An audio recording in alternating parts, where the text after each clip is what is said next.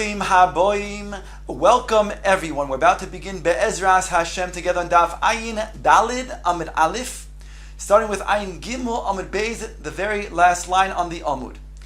The Gemara previously explained why Rav does not have the girsa in the Mishnah when it talks about 5 chatzeros that are adjacent to each other.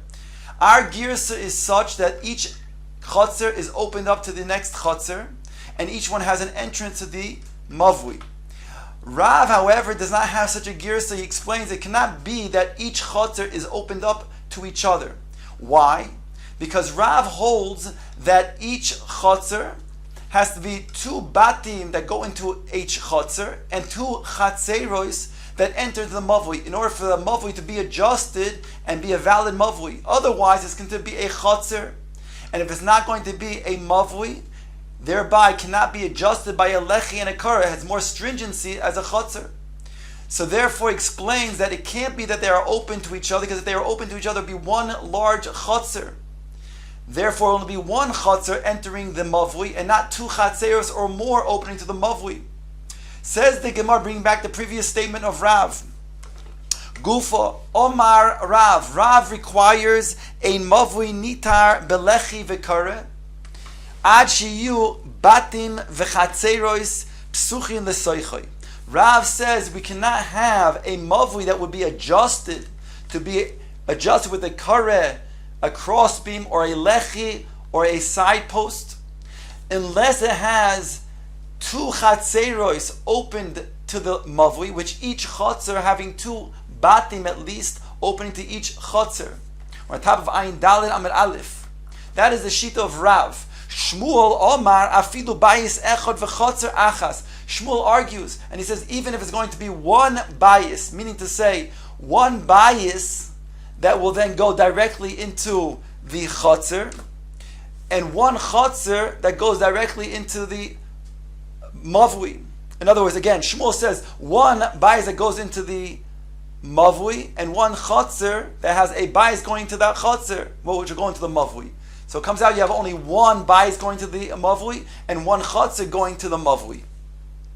Rabbi Yochanan Omar afilu churva. Rabbi Yochanan, he has a similar setup to Shmuel, but instead of being a bayis, it's a churva, a ruin. That means a structure of an old existing house with walls and a roof, but obviously it's not a current residency. So according to Rabbi Yochanan, you have a bayis that goes into a chatzer, and that chatzer goes into the mavui, and on the other side of the mavui has a churva that enters the mavui. Omar le Abaye le Rav Yosef. Abaye asks Rav Yosef, Omar Rabbi Yochanan afilu b'shvil shel kramim. Does he say even if it was a shvil of kramim, that means you have a pathway of a vineyard, would that also be suffice? If it was on the other side of the mavui, bimkoim the churva, if you have on one side, again, the chatzer that goes into the mavui, on the other side, instead of the churva, if you would have a shvil shel kromim, a pathway of a kromim going into the mavui, would that be sufficient for Rabbi Yochanan? Omar le, Rabbi Yosef responds, Loi Omar Rabbi Yochanan, Ella bechurva dechazi ledira. Rabbi Yochanan only said that which is valid is going to be if it's a mavui that has the entrance to it that is fitting for residency. So therefore, churva, granted not currently being resided in, but since it has a structure of a building, walls and a roof, so it has then the stature of that which is fitting for dira. But the shvil shel kromim is not such, and therefore it would be invalid. It would not allow the mavui to be adjusted as a regular mavui with a kara or a lechi. Aval shvil shel kromim de lechazi ledira loy.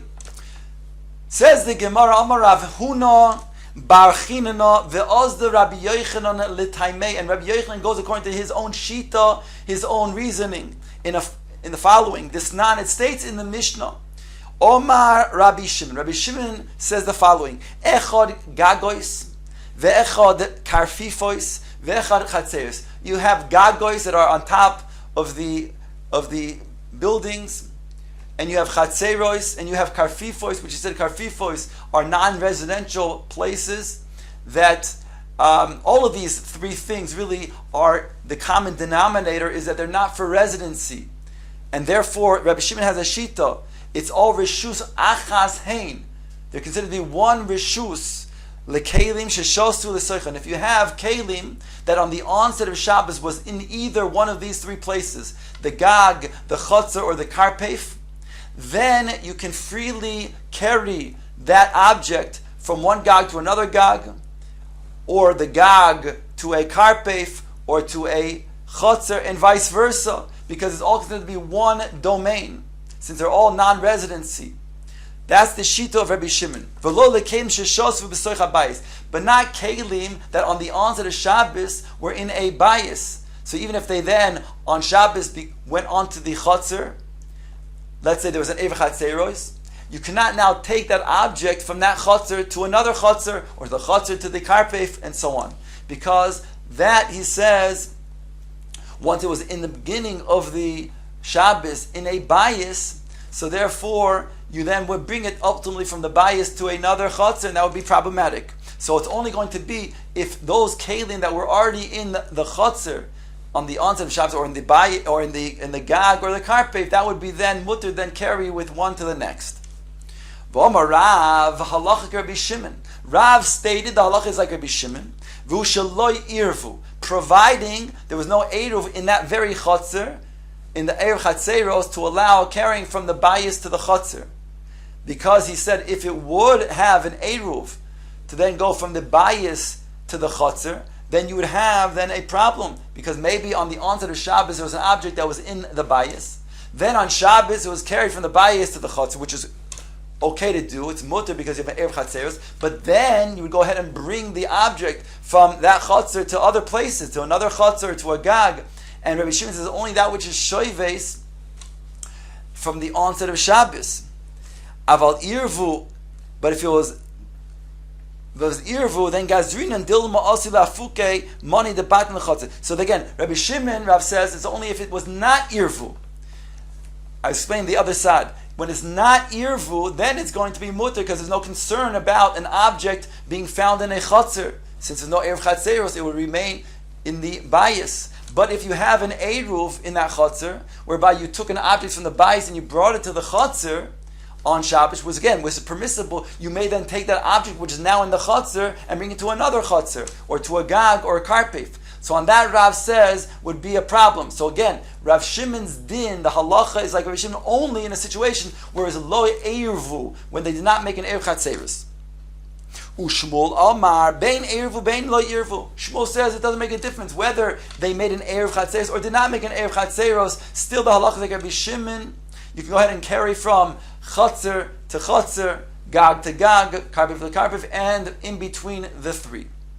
V'chein Amar Rabbi Yochanan, and similarly Rabbi Yochanan said halacha like Rabbi Shimon, bein ervu bein lo ervu, and Rabbi Yochanan also said the halacha is like Rabbi Shimon without distinction whether an eruv was made or not an eruv made. Now the Gemara comments, Alma loy gazrin and dilma osi la puke mani de batin lochatzer.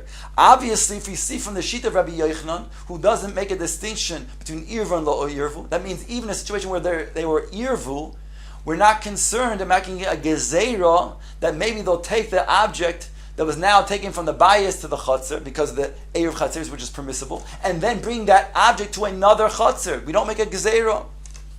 Hochanami, so too over here in our case of mavui, when you have on the one side a chotzer that goes into the mavui, and on the other side you would have, let's say, a churva.